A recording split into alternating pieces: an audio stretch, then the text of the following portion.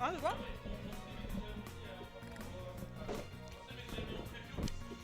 Alors. Allez, c'est parti. C'est parti, c'est parti. Que la fête commence. Elias qui va essayer de décrocher une place pour le winner side face au Luigi. Bah oui, évidemment, suis-je bête? Bah oui, suis-je bête? C'est vrai qu'on a un Luigi et dans ce type de match-up, c'est évidemment beaucoup plus avantageux parce qu'il suffit d'un simple grab pour mettre en difficulté l'adversaire. À 0, on a aussi des ouvertures à 60. Enfin voilà, je vous présente pas Luigi, évidemment, vous allez également avoir peut-être Donut. Quoique, vous aurez peut-être pas Donut si jamais Mescol l'a remporté. Bon bref, dans tous les cas, ce sera du Lyoko et rien d'autre du point de vue des Luigi. Pour le moment, on a des belles phases, on a des belles punitions, il y a des lectures de DI, pas des lectures de DI, des lectures défensives qui sont terriblement bien punies de la part du Falco. Très bien joué ça, encore une fois, ce down tilt et derrière enchaîné par un down air. Ce faisant, on se retrouve avec déjà une stock d'avance du côté d'Elias. Owned, c'est écrit dans le nom. Et pour l'instant, c'est respecté à la lettre. Pas de backer encore pour l'instant. Dommage, il y avait de l'idée dans ce grab. Et là à 65%, on sait très bien qu'une down throw pourrait être dramatique, en permettant d'enchaîner derrière sur le magnifique up B. Ce faisant, Elias perd sa stock alors qu'il avait terriblement bien rentabilisé ses phases d'avantage. Malheureusement de l'autre côté, voilà, vous avez les shenanigans de Luigi qui vous arrivent dessus. On rappelle que Raru fait deuxième au Genesis, ça n'est pas pour rien. Ok, bien joué. On part bien évidemment out, on n'a pas la mobilité au sol. Ah, faut punir ça monsieur, up tilt. Up air, neutral air, on n'aura malheureusement pas le drag down, mais c'est déjà de très bons dégâts qui sont enchaînés en plus par le down B, excusez-moi s'il vous plaît. Et forward smash avant que tu ne touches le bord de stage, un peu gourmand de la part de Lyoka à 2 reprises de vouloir agresser le shield d'Elias de cette manière, mais si ça passait c'était un kill, donc après tout pourquoi s'en priver? Ah! Ah! Alors ça par contre, il avait 10% de chance. 10% de chance, bah oui non mais c'est ça d'apprendre le secret input. Donut! Viens par là!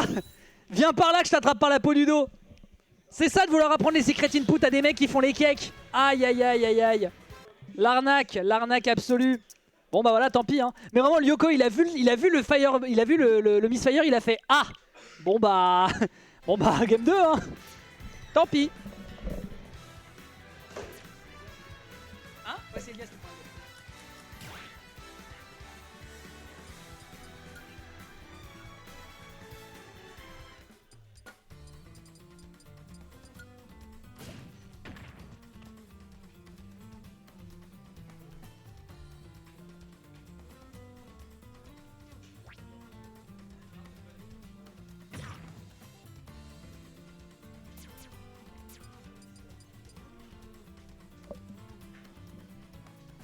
Problème de manette?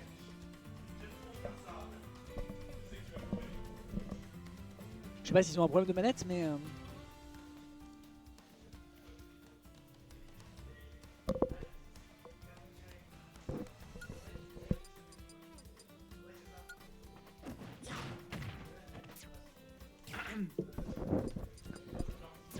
Ah, c'est pour les c'est pour les vibrations.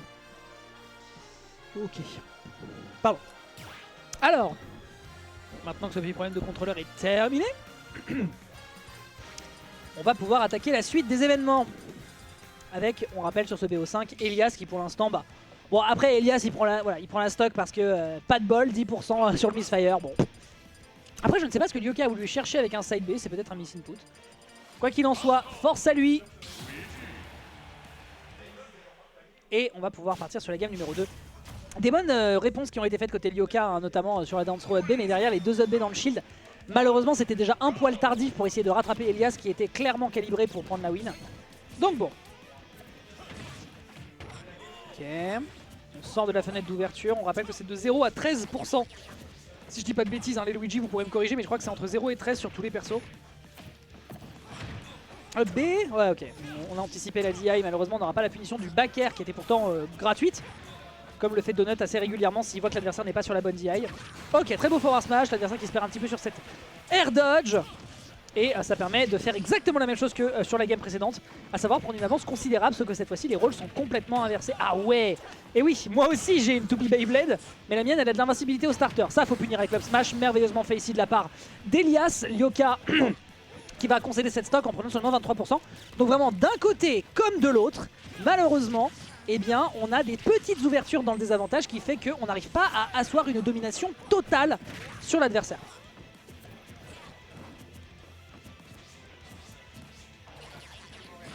Ok, petit enchaînement sur le forwarder, très très propre. Les prises de bec pour le moment qui sont faites du côté d'Elias qui sont entre guillemets efficaces. Mais là on reprend l'offensive quand même du côté du joueur NEP. Et c'est un rythme qui est assez anarchique pour le moment des deux côtés. Hein. On sait que les deux ont tellement d'outils qui peuvent leur servir pour faire peur à l'adversaire sur le moindre input qui leur permettrait de démarrer une phase. Ah, forcément ça relève de beaucoup de prudence. Très bien vu le downer, tu n'as plus de ressources et donc tu n'as plus de stock, mon bon Lyoka. La team NEP qui se fait écraser, crash du vaisseau. Ah. Ok, ça va. On était à bas pourcentage. Ah, air dodge, saut up B et on ne reviendra jamais avec un Elias qui a voulu partir très deep. Et ça fait 2 fois qu'on se fait tuer sur des situations de Gimp côté Lyoka avec le Luigi. Ne serait-il pas l'heure de sortir le King Dedede? Peut-être. Sachant qu'à la base, Elias l'attendait et que Elias avait l'air d'ailleurs d'être plus chafouin à l'idée d'affronter son King Dedede.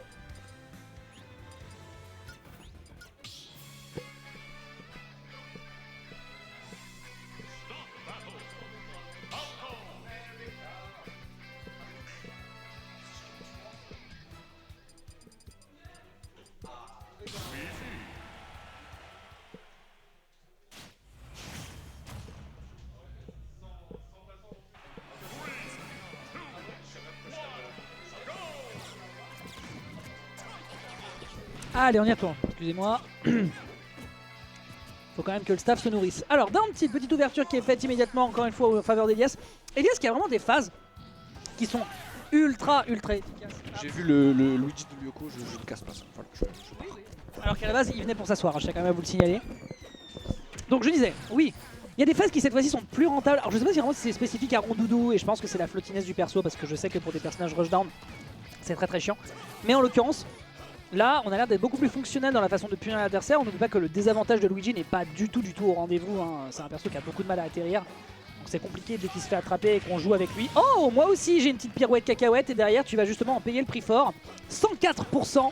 On est à ça de tuer ce Luigi. Mais voilà, faut pas non plus faire le malin du côté du joueur Aouned parce que il suffirait d'une ouverture à 20% et on pourrait aller chercher un ED. Trop gourmand, hein, trop gourmand hein, ce Lyoko. Hein.